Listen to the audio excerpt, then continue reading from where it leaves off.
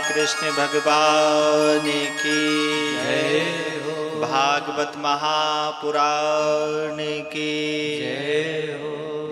ऐसा भगवान श्री कृष्ण अपने गुरु को जो है प्रणाम करके पुनः मथुरा आते हैं, और मथुरा आते हैं तो सभी जो है मथुरावासी भगवान जी के पास आ जाते हैं और पूछने लगते हैं कि प्रभु आप जो हैं गुरु के सानिध्य में रहे हैं, अनेक प्रकार की आपने विद्याएं गुरु से सीखी हैं, अतः आप हमें भी कुछ चीज़ें बताइए जो हमारे जीवन के लिए उपयोगी हों, जिससे हम अपने जीवन को अच्छे से जी सकें, सुखी रह सकें, शांत रह सकें, प्रसन्न रह सकें, निरोगी रह सकें।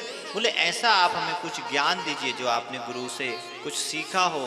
तो भगवान जी कहते हैं, बोले ऐसे तो मैंने गुरु के पास अनेक प्रकार का ज्ञान लिया, वेद पढ़े, उपनिषद पढ़े, शस्त्र चलाने सीखे, अलग अलग जो है मैंने तलवार, अलग अलग चीज़ें चलाना सीखा, बोलने की वाक्य कला सीखी, राजनीति सीखी, व्यापार कला सीखा, कैसे व्यापार करता है, योग का ज्ञान लिया, भोजन पकाने तक का ज्ञान लिया भगवान जी ने, संगीत का ज्ञान लिया।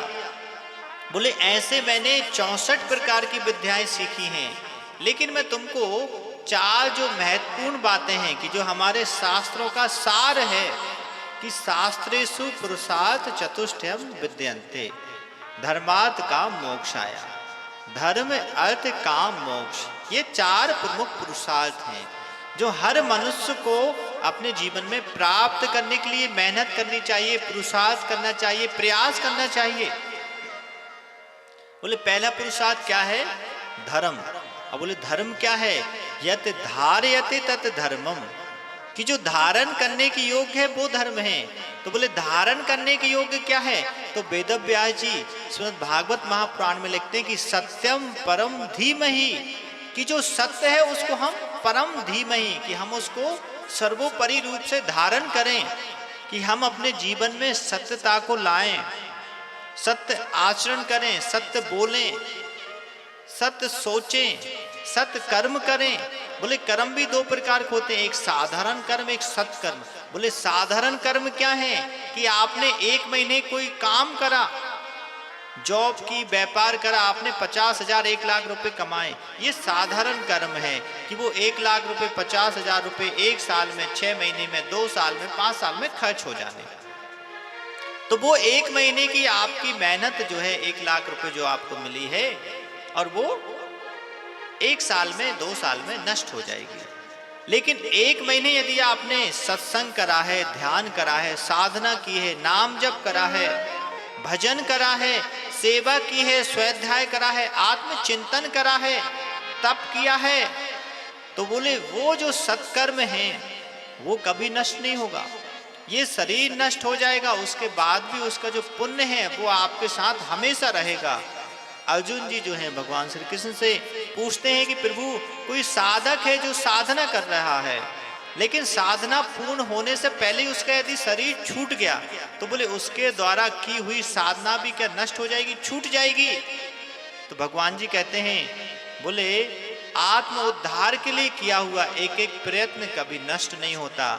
बोले वो साधक की साधना पूर्ण नहीं हुई, उससे पहले उसका शरीर छूट गया, तो बोले जो उसके पुण्य थे, वो जो साधना का पुण्य था, उससे उसको सदग्रस्तों के परिवार में जन्म मिलेगा, और उन सदग्रस्तों के परिवार में जन्म होने से उसको माता पिता के द्वारा, वहाँ के माहौल के द्वारा उसको 14 वर्ष की आयु तक जो है जितना ज्ञान छोड़ के उसने शरीर छोड़ा था, उतना ज्ञान उसको संस्कार के द्वारा मिल जाएगा।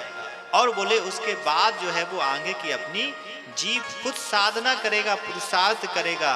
तो बोले ये जो आप कथा सुन रहे हैं, आप ध्यान कर रहे हैं, आप भजन कर रहे हैं, ये सत्कर्म है, ये कभी नष्ट नहीं होने वाला, ये तो जुड़ता जाएगा। जिसको संत मीराबाई कहती ना कि खर्च ना खूटे और चोर न लूटे, दिन दिन बढ़त सवायो, कि ये जो धन है ना, ये जो सत्संग का धन है, ये जो पुण्य का धन है, इसको कोई बांट नहीं सकता। इसको तो आप जितना खर्च करेंगे उतना बढ़ता जाएगा। चोर इसको लूट नहीं सकते, इस धन का कोई बंटवारा नहीं कर सकता कि भाई, की पत्नी, की बच्चे, की मित्र, कोई भी व्यक्ति इस धन को लूट नहीं सकता। ये तो जी परम धन है। इसको कहते हैं कि पायो जी मैंने राम रतन धन पायो, कि वस्तु अमोलिक दी मेरे सतगुरु, कृपा करी अपनायो। ये ऐसा धन है। तो बोले ये जो सत्य का धन है, तो हमें अपने जीवन में सत्यता को धारण करना चाहिए। बोले सत्यता को धारण करेंगे तो हम धर्म में स्थित होंगे। सत्य कहें धर्म कहें सब एक ही बात है। और आत्मा का स्वरूप भी तो सत्य ही बताया है कि आत्मा सत्यम अस्ति, कि आत्मा परम सत्य है। आत्मा नैनम छिन्दन्ति जिद्दायति, नैनम दहति पावका, ना चेदम क्लेद्यन्त्यापो, ना शोष्यति मारुता, कि आत्मा को शस्त्र नहीं काट सकते, आत्मा को वायु नहीं सुखा सकती, अग्नि उसको जला नहीं सकती। आत्मा तो अजर अमर अविनाशी है कि अजो नित्या शाश्वतो हम पुराणे, ना हन्नते हन्न माने शरीरे, कि शरीर के नाश होने के बाद भी आत्मा का नाश नहीं होता। तो आत्मा सत्य है, ईश्वर सत्य है। बोले एक रहता है क्षणिक सत्य, एक रहता है शाश्वत सत्य, एक रहता है अनित्य, एक रहता है नित्य। तो ईश्वर क्या है, आत्मा क्या है, नित्य है। और क्षणिक सत्य क्या है, बोले संसार जो है ना ये क्षणिक सत्य है। जैसे यहाँ पे कथा चल रही है, आज छठा दिवस है कथा का, कल सप्तम दिवस इसका रहेगा, फिर ये विश्राम हो जाएगी कथा। तो बोले 7 दिन के लिए तो ये सत्य है। उसके बाद यहाँ पे फिर स्कूल लगेगा, क्योंकि ये स्कूल है, यहाँ पे जो है इंग्लिश मीडियम स्कूल है। ये बच्चों के लिए यहाँ पे अलग अलग विषयों पे जो है शिक्षा दी जाती है। बहुत अच्छा स्कूल है। इस स्कूल में बच्चों को शिक्षा के साथ साथ जो है अच्छे संस्कार भी दिए जाते हैं, कि आधुनिक शिक्षा, इंग्लिश मीडियम बच्चों को शिक्षा और साथ में अपने अच्छे संस्कार, बच्चों को अच्छा संस्कारवान बनाना, ये आज के समय की बहुत बड़ी चुनौती है। शिक्षा मिलना बड़ा आसान है, लेकिन ऐसे स्कूल मिलना बहुत मुश्किल है कि जहाँ पे शिक्षा के साथ साथ, इंग्लिश मीडियम शिक्षा के साथ साथ जहाँ पे अच्छे संस्कार मिलते हों। तो ऐसे उद्देश्य के लिए स्कूल यहाँ पे खोला है। कॉलेज है जिसमें अलग अलग डिग्रियाँ होती हैं, अलग अलग प्रकार के कोर्सेस हैं। आप देखेंगे यहाँ पे पीछे तो वो सब लगा हुआ है कि प्राकृतिक चिकित्सा से लेके पैरामेडिकल के अलग अलग कोर्सेस इस रेडियंट महाविद्यालय में उपलब्ध हैं। तो आप भी को भी ज़रूरत हो कि हमें इस तरह से कोई कोर्स करने हैं, छोटे मोटे 1-2 साल के, और उन कोर्स करके जो है फर्स्ट एड मेडिसिन का कोर्स है कि जो प्राथमिक उपचार जो लेते हैं ना, कोई बीमार हो जाता है, सर्दी जुकाम बुखार या कुछ चोट लग जाती, तो प्राथमिक स्तर पे जो बच्चों जो लोगों को उपचार करना है, तो ऐसे लोगों के लिए भी यहाँ पे 1 साल के 2 साल के अलग अलग इस कॉलेजेस में कोर्सेस हैं। तो उनमें आप एडमिशन ले सकते हैं, अपने रिश्तेदारों को बता सकते हैं, कोई बेरोजगार है, सस्ते एडमिशन है, ज़्यादा फीस नहीं है, वो 1-1 2-2 साल के एडमिशन कोर्सेज कर लेंगे और फिर अपना कहीं भी हॉस्पिटल में जाके अपना खुद का क्लिनिक डाल सकते हैं। तो ऐसी यहाँ पे सुविधाएं हैं।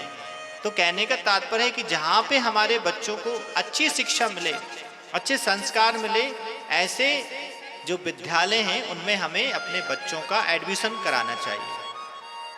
तो जो हैं आगे सदगुरु सुखदेव जी मुनि कहते हैं कि राजन, भगवान जी से सभी मथुरावासी पूछते हैं कि प्रभु आप हमें ज्ञान दीजिए। तो भगवान जी कहते हैं 4 प्रकार के पुरुषार्थों के बारे में बताते हैं कि जो पहला पुरुषार्थ है वो है धर्म, कि हमें अपने जीवन में धर्म को धारण करना चाहिए।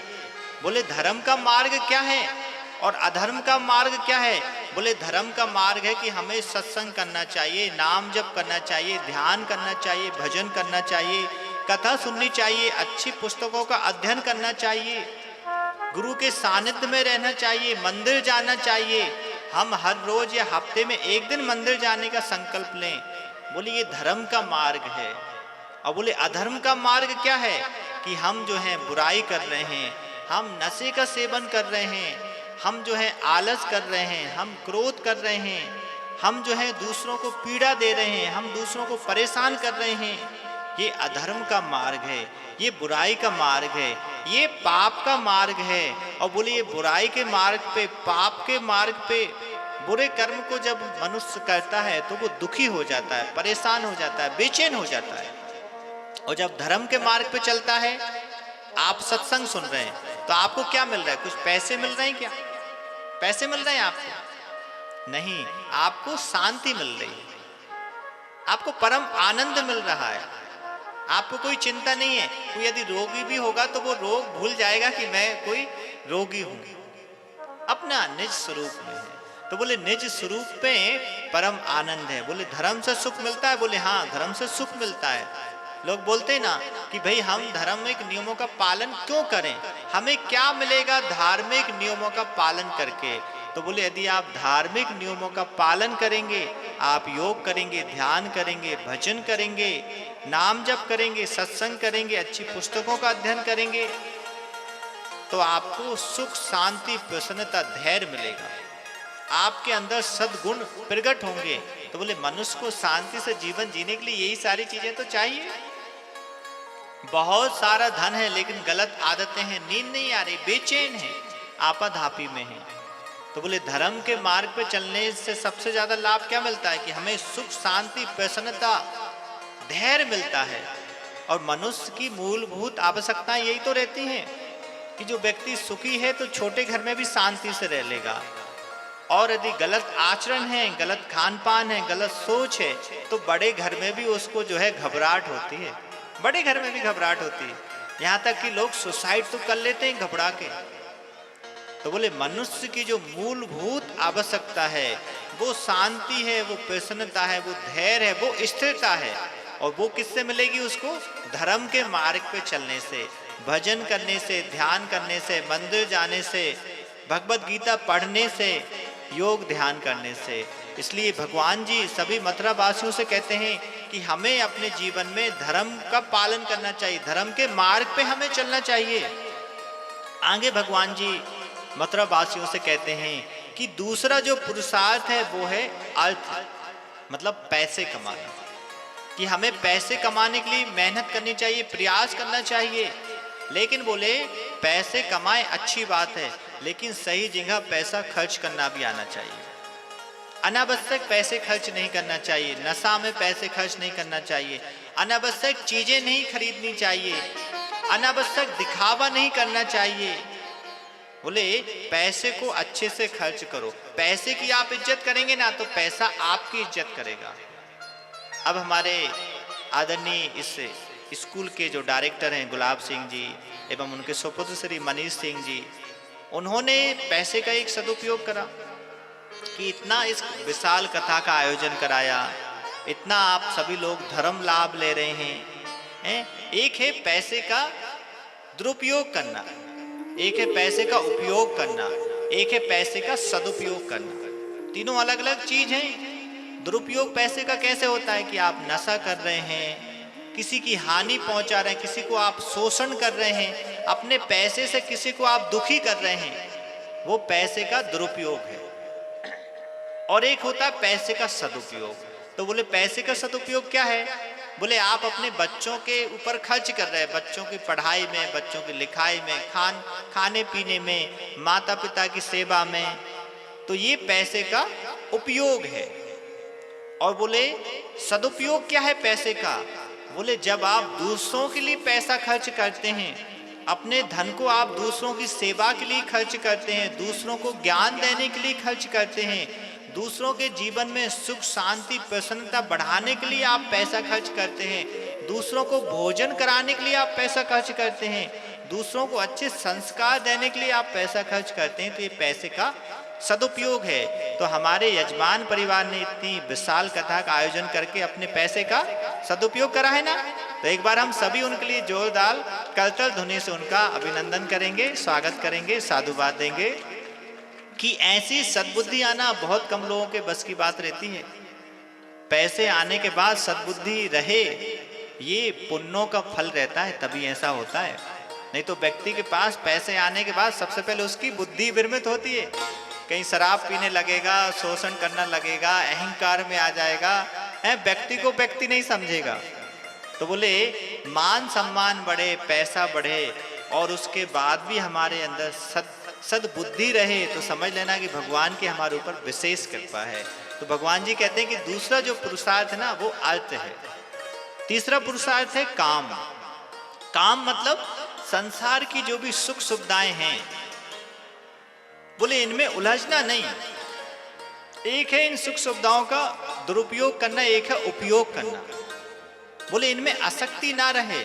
बोले घर है, संपत्ति है, बच्चे हैं, मित्र हैं, गाड़ी है, बंगला है, भगवान ने सब कुछ दिए हैं। तो बोले इन संसाधनों का हम उपयोग करें, इनमें ही उलझ के ना रह जाएं, इनका हम दुरुपयोग ना करें, उपयोग करें और अपनी साधना भी करते रहें कि हम काम में, क्रोध में, संसार की सुख सुविधाओं में ही ना बह जाएं, इनके ही बारे में चिंतन ना करें। बोले परिवार में रहते हुए, पैसे कमाते हुए कि 8 घंटे 10 घंटे हम पैसे कमाने के लिए पुरुषार्थ कर रहे हैं, तो आधे घंटे 1 घंटे हम पुण्य कमाने के लिए भी पुरुषार्थ करेंगे, ध्यान करेंगे, भजन करेंगे, सत्संग करेंगे। तो बोले फिर हम जो है इनका उपयोग करेंगे, दुरुपयोग नहीं करेंगे। तो बोले जो संसार के संसाधन है इनका उपयोग करना चाहिए। आगे भगवान जी कहते हैं कि चौथा जो पुरुषार्थ है मोक्ष प्राप्त करना, कि हमें जो है मोक्ष मिले इसके लिए हमें पुरुषार्थ करना चाहिए, साधना करनी चाहिए, ध्यान करना चाहिए, सत्संग करना चाहिए। बोले मोक्ष जो है ना ये सर्वोत्तम पुरुषार्थ है, सर्वोपरि पुरुषार्थ है। हर जीव को जो है मोक्ष प्राप्ति के लिए प्रयास करना चाहिए कि हमें मोक्ष मिल सके। और बोले मोक्ष किसको मिलेगा? जो साधना कर रहा है, जो नाम जप कर रहे हैं, जो ध्यान कर रहे हैं, जो आत्मचिंतन कर रहे हैं। मोक्ष प्राप्ति के लिए जो श्रद्धावान है उनको तो एक पल में ही परम तत्व की अनुभूति हो जाती है। लेकिन बोले जो साधारण मनुष्य है ना उनको 11 वर्ष तक साधना करनी पड़ती है। कितने वर्ष तक? 11 वर्ष तक। 11 वर्ष तक आप साधना करेंगे तब आपको आत्मा की अनुभूति होगी, तब आपको परम तत्व की अनुभूति होगी। किसी को डॉक्टर भी बनना है तो 4-5 साल पढ़ाई करनी पड़ती है, इंजीनियर बनना है 4-5 साल पढ़ाई करनी पड़ती है। तो आपको जो है आत्मज्ञानी बनना है, परम रहस्य को जानना है, परम तत्व को जानना है, तो थोड़ा समय देना पड़ेगा, रिसर्च करना पड़ेगा, अध्ययन करनी पड़ेगी अलग अलग ग्रंथों के, संतों के सानिध्य में रहना पड़ेगा, सत्संग करना पड़ेगा, आत्मचिंतन, आत्म विश्लेषण करना पड़ेगा, ध्यान करना पड़ेगा। तब बोले आप इस संसार के परम रहस्य, आत्म तत्व, ईश्वर को पहचान पाएंगे। अभी तक हमने लोगों को पहचाना है, आत्मा को नहीं पहचाना है। बोले आत्मा को पहचानने के लिए भी हमें समय देना चाहिए। जो आत्मा को पहचान लेता है ना उसी को मोक्ष मिलता है। तो बोले आत्मा को हम कैसे पहचान सकते हैं? आत्मा को पहचानना है तो आपको ऐसे आप सत्संग में बैठिए, आप जो आत्मज्ञानी महापुरुष हैं उनके सानिध्य में बैठिए, उनसे प्रश्न करिए श्रद्धा पूर्वक, उनसे पूछिए, अच्छी पुस्तकें पढ़िए, ध्यान करिए, भजन करिए, सुबह 4 बजे उठिए और ध्यान करिए, चिंतन करिए। सुबह 4 बजे जो उठ के साधना करेगा उसकी साधना 100% सफल होगी, उसको 100% जो है आत्मा की अनुभूति हो जाएगी। नहीं तो लोग क्या करते हैं, 6-7 बजे उठते हैं, 9 बजे पूजा करते हैं, बच्चे घूम रहे हैं, इधर उधर जा रहे हैं, बाहर की आवाजें आ रही। तो ये सिर्फ करना चाहिए 9 बजे भी पूजा, उसका विरोध नहीं है, लेकिन ये सब फिर साधारण पूजा है। आपको विशेष पूजा करनी है, मोक्ष प्राप्त करना है तो उसके लिए फिर विशेष साधना करनी पड़ती है। भाई जैसे किसी व्यक्ति से मिलना है तो उसका मिलने का समय है कि 9 से 10 तक मिलते हैं वो। ऐसे ही ब्रह्म से मिलना है, परमात्मा से मिलना है, ईश्वर से मिलना है तो ब्रह्म मुहूर्त में उठना पड़ेगा। ब्रह्म मुहूर्त क्या है? 4:45 बजे से 4:45 बजे के बीच। ये समय जो है ये भगवान का समय है, ईश्वर का समय। कहते हैं ना अमृत बेला है, ब्रह्म मुहूर्त है। तो बोले ब्रह्म से मिलना है, भगवान से मिलना है तो उनके ही समय में मिलेंगे ना। तो उनके समय में आप उठिए और साधना करिए, भजन करिए, ध्यान करिए, अपने गुरु मंत्र का जाप करिए, भगवत गीता पढ़िए, आत्मचिंतन करिए। अब ये विशेष जो ज्ञान रहता है ना, फिर इसको इतने बड़े मंचों से बोलना कहना बड़ा मुश्किल हो जाता है, क्योंकि ये सब जो है ना अनुभूति के विषय रहते हैं। तो जब आप आगे बढ़ेंगे धीरे धीरे तो इन चीज़ों को आप और अच्छे से समझ पाएंगे। क्योंकि मैं ज़्यादा गहराई से इस विषय को इस मंच से टच करूंगा तो फिर कुछ लोग बोर हो जाएंगे। तो इसलिए यहाँ से एक मर्यादाएं रहती हैं मंच की, कि लोग जो हैं झेल सकें। भाई ज़्यादा चीज़ें परोस दी तो फिर कहेंगे अरे पंडित जी तो ना इधर उधर की बातें हर कुछ बोलते रहते हैं और समय पास करते हैं। क्योंकि भाई जैसी जिसकी बुद्धि रहती है, जैसी जिसकी क्षमता रहती है ना। एक होता है गुरु, दो प्रकार का ज्ञान देता है। एक दीक्षा के द्वारा व्यक्ति ज्ञान देता है कि दीक्षा दी, आपको ज्ञान दे दिया। एक रहता है शक्तिपात करना, कि जो सदगुरु रहते हैं वो सिर पे हाथ रख के जो है संकल्प के द्वारा ज्ञान देते हैं, फिर मौन में जाके ज्ञान देते हैं। उसको शक्तिपात की साधना कहते हैं। वो दिव्य साधना है, वो दिव्य गुरु शिष्य परंपरा की अनूठी जो है प्रक्रिया है। तो बोले मोक्ष प्राप्त करना है तो जो तत्वदर्शी महापुरुष रहते हैं ना, उनसे शक्तिपात यदि करवाते हैं अपन, कि वो हाथ रख के संकल्प के द्वारा आशीर्वाद देते हैं ब्रह्म मुहूर्त में, उसका एक समय विशेष रहता है। तो उससे भी फिर गुरु का ज्ञान जो है वो पूरा शिष्य के अंदर जो है उत्पन्न हो जाता है। जैसा जो है स्वामी रामकृष्ण जी ने स्वामी विवेकानंद जी को दिया था, शक्तिपात ही तो करा था।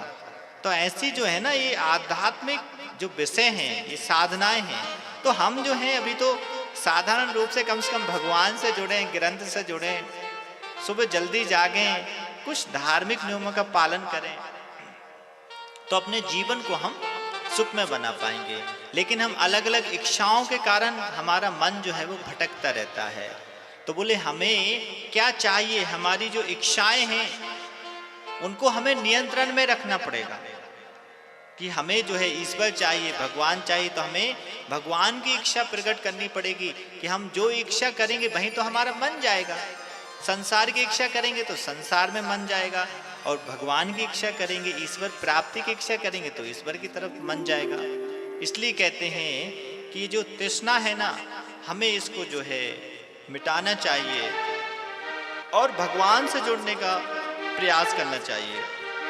इसलिए संत कहते हैं तृष्णा न जाए मन से, कृष्णा न आए मन में, तृष्णा न जाए मन से, कृष्णा न आए मन में, तृष्णा न जाए मन से, कृष्णा न आए मन में, कृष्णा न जाए मन से, कृष्णा न आए मन में, जतन करूं मैं हजार, कैसे लगेगी नैया पार, मेरे राम जी कैसे लगेगी नैया पार। जय हो।